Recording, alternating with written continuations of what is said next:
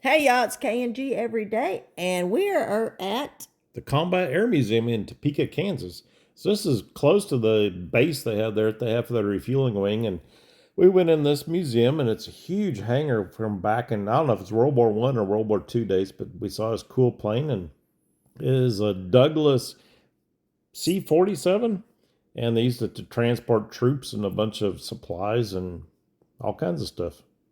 and so you'll see on the front of the plane it says Kilroy is here. We've also seen Kilroy was here.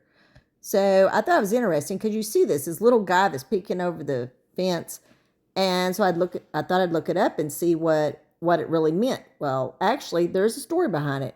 There's a man named James Kilroy, and he was a rivet inspector for Four River Shipyard that's in Massachusetts, I believe. Don't hold me to it. But anyway, so what it is, he went around, the riveters got paid by how many rivets that they put in. And so what he done, he went and counted them, and then he would take chalk and he would write the numbers, how many rivets were done. Well, there's different stories about it, but basically the one story is that people were erasing his numbers because they were written with chalk, so they get paid twice as much. So he wrote them either with a harder chalk to erase or paint. There's different stories about it. But anyway, that's how it's got its name, because they would see in where he wrote these things were hard to get to, and also they needed these airplanes, so they had to get them out quick. So they didn't always have time to cover up his graffiti.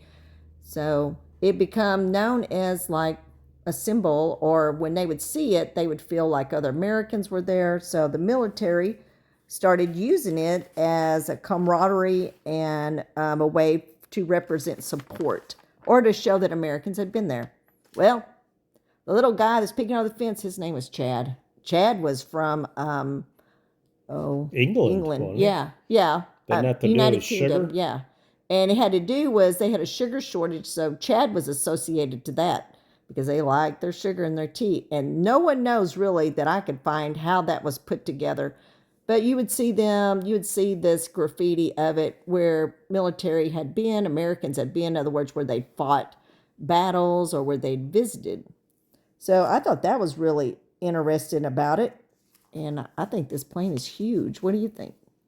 Yeah, it was a really huge plane. It's amazing the technology that back then and all the creativity they had and what they designed.